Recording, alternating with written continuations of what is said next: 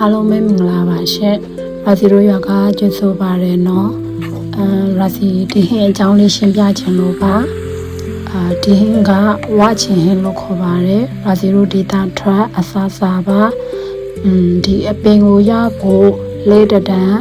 ချီချင်းတန်းအလိုတောင်တွေကိုတက်ပြီးတော့မှချောင်းတွေဖြတ်ပြီးသွားရတယ်ပေါ့နော်ဒီဟာကဘယ်လိုပြောမလဲရာစီတို့တော့တော်တော်ကြိုက်ပါတယ်အဲ့ဒီကဧည့်သည်တွေလာတဲ့အချိန်မှာ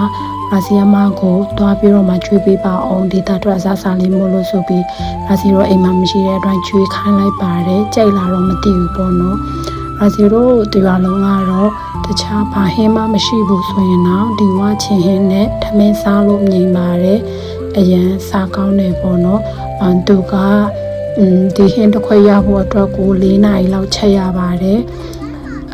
ဒီအသေးစိတ်ကိုတော့ရာစီနောက်ထပ်ဗီဒီယိုလေးတစ်ခုမှရှင်းပြပေးမယ်ပေါ့နော်ကျေးဇူးတင်ပါတယ်ရှင်